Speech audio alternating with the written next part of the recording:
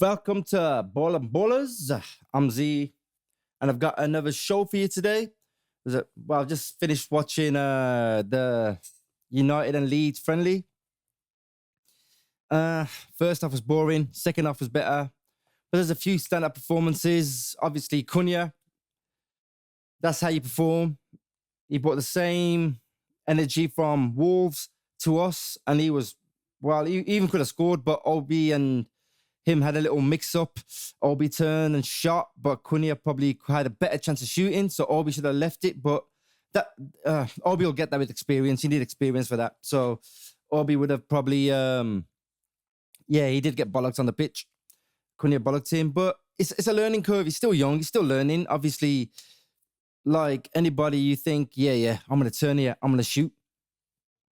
It's a striker's instinct. So I can't really knock him for that one. Stand-up performances, Yoro. Yeah, he was exceptional. He's put on some muscle. His fitness was on point. He was really good. And the passes, some of the passes from the right to the left, oh my God.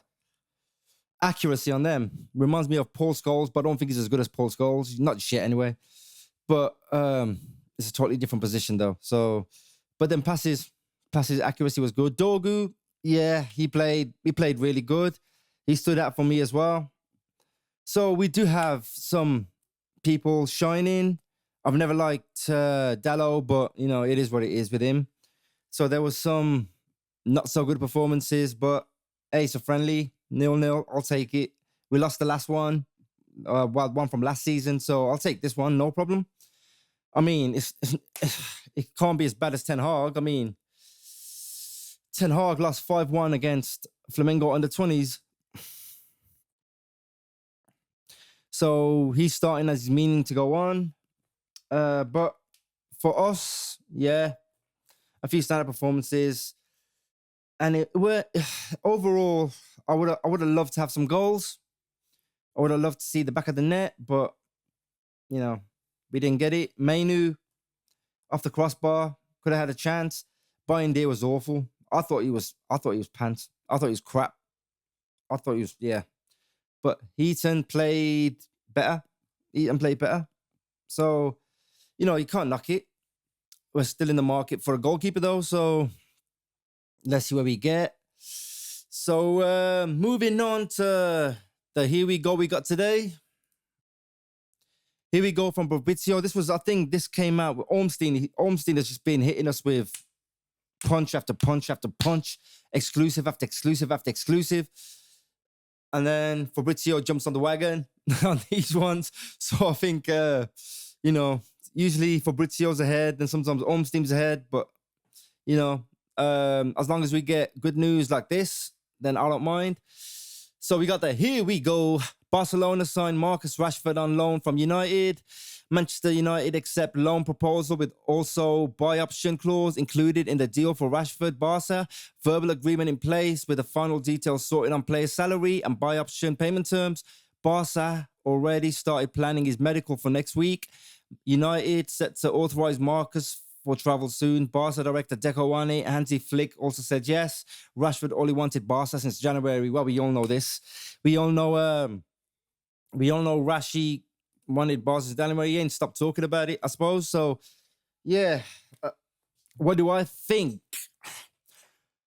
I think it would have been better if we had sold him. I'm not going to lie. It would have been better if we had sold him, but we didn't. Loan, I suppose, is better than nothing. I don't like the whole option to buy. I wanted the whole obligation to buy. But, with United reducing the price to what it is, £30 million now from 40. It's not like, it's not a bad deal. It's not a bad deal. For Barca anyway, and for us to get him off our books. The important thing is the wages. Now, Ornstein mentioned Barca set to pay whole Marcus Rashford's salary as part of proposed transfer from Man United. Impending loan plus option to buy includes 100% wage coverage by FC Barcelona, and all parties work to finalize deal for the 27-year-old. Yeah, so Barca is picking up all the wages. I'm not sure if there was a loan fee. Maybe it was one of them where we're not gonna charge you the loan fee as long as you pick up all his wages, which is fine. I know he's taking a bit of a pay cut, I think. So what was he on? 325 grand a week. Times that by 52. Looking at 12. Looking at 15.6 million saved. So it's not too bad. It's not too bad at all. Do I think he'll come back? Hope not. I hope he does well, especially when he's on loan. If they'd bought him, I'd have said it's Barca's problem if he does well or not. But the fact that he's loaning him off us, I'm not going to knock it. I'm not going to knock him. I want him to do well. And I think Sancho, the freedom fighter, should take a page out of Rashford's book and take this pay cut. But obviously, he's not into football. I don't think his heart's in football. It's just the means of him to make money. And he's made enough money as it is. Rashford, the fact that he took a pay cut means his heart's in football. He wants to make it back to the England squad. And he wants to play for Barca. He wants to play against Lamine Yamal. Well, with Lamine Yamal. So I suppose it's worked out for him. It's worked out for us. It's just that I don't want him to come back to us at the end of the season because he'll still be a player. And if Barca don't take him on and he doesn't perform as he should, then there's a chance of him coming back and then it'll be our problem again. And we'll be picking up the 15.6 million again. So fingers crossed on this one. Fingers crossed on this one. I think he'll do well. I do. I really do. And if he doesn't, then we're stuck. But genuinely, I think he will. Weren't Nico Williams offered roughly the same as he's getting? I think he's 12. I think Rashford's on 12 million euros for the year, which is roughly about 10 million. So he's pretty much taken a 5 million pay cut just to move there. And if it makes him happy, then it makes him happy. It makes us happy because we're saving that money that we can invest elsewhere and hopefully getting another striker. And that's where my next point comes in. You've got Fabrizio Romano mentioning, I think this was yesterday, Man United will proceed in talks to sign new striker after Mbeumo.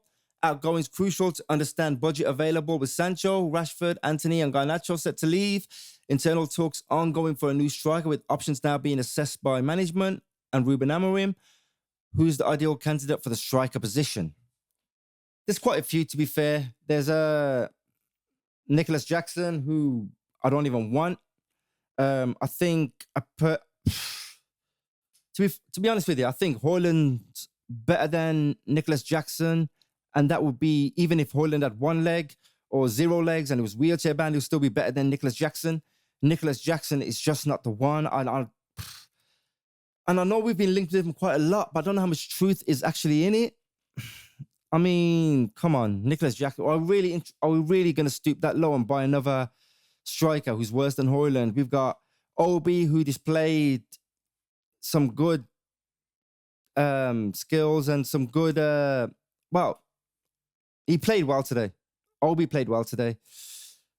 He weren't far off from scoring a few times, but he played well. But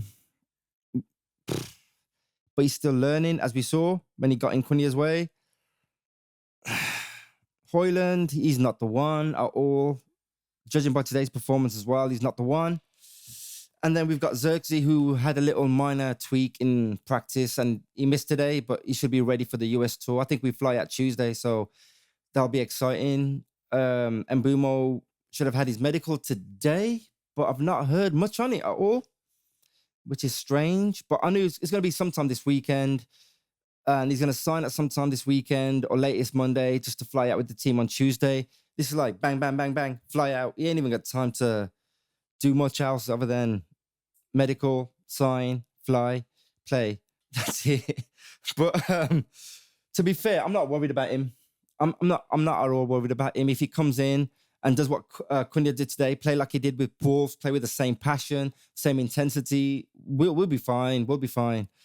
I just still don't know who will be playing and what Amorim's actual team will be. But we do need a striker in, and we've been linked with Watkins again. I wouldn't mind Watkins. I'll be honest. I wouldn't mind Watkins. He's prem proven. He scores. He did well last season. The season before, he was knocking them in, but he did all right last season. So I'm not going to knock him. And I know we've been linked with Sesko. Now, Sesko is the one I want, as long as the price is right. Sesko did, I think he started following United on Instagram. So that was a good thing. Maybe that was just a hint, like, come get me. I know the reduction in fees as well has come down. So we're just going to play that one out. Out of the three, I would have to choose would be Sesko, followed by Watkins in second, and Nicholas Jackson I don't even want. So I'm not even going to include him in third option. But, we have been linked with him. So, but yeah, I think that at the moment, they currently have 3 strike options. What worries me, though, is why has nobody really taken Sesko just yet? Is there a reason why people have pulled out? Arsenal pulled out Gyökeres, but now they're still trying to sort that out with Sporting. Gyökeres obviously selling his house, breaking up with his girlfriend just for this move. So, yeah, there is that. There's a few people that have gone in for him. So I want to know what the reason behind buying him. Maybe it was just the fee. So if it's just a fee, then I'm more than happy to take him. And speaking of fees, Aston Villa wants send a bid for Alessandro Garnacho. Reports the Times. How much is he worth today? I would say